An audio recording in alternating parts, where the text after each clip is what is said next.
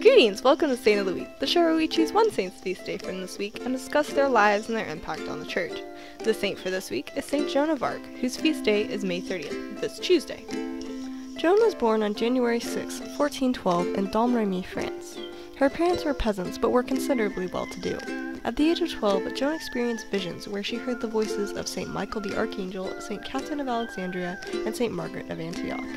The visions were general and personal at first, but at the age of 13, when she was in her father's garden, the voices told her that she must drive the English from French territory and bring the Dauphin to Reims for coronation.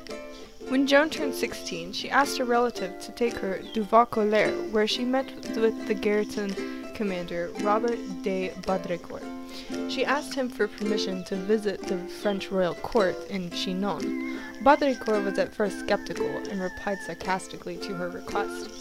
But Joan persisted and returned the following January, gaining the support of two of Baudricourt's soldiers, Jean de Metz and Bertrand de Poulengy. With the support of the two soldiers, Joan met with Baudricourt again, predicting a military reversal at the Battle of Rouvray, which was confirmed a few days later by a messenger. This convinced Baudricourt that Joan was divinely informed of the reversal, and he believed her words.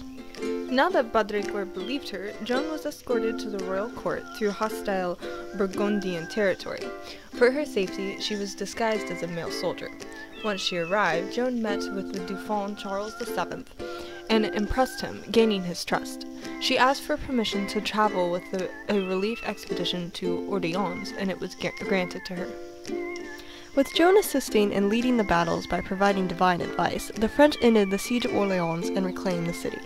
After this victory, Joan persuaded Prince Charles to allow her to join other military expeditions and reclaim other cities.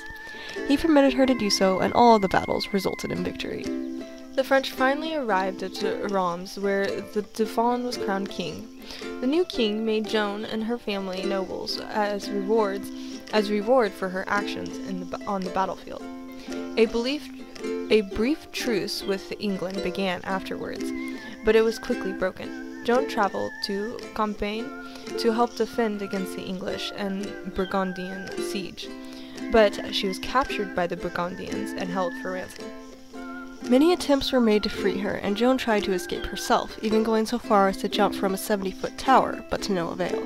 She was eventually sold to the English and placed on trial for heresy and witchcraft. The trial was largely unfair and engineered against her. The court tried to trap her with trick questions, but she evaded their theological pitfalls, astonishing the court, as she was an illiterate peasant. Finally, since they were unable to find any other reason to condemn her, the court sentenced her to death under the charge of heretical cross-dressing, although Joan's cross-dressing had been acceptable due to necessity.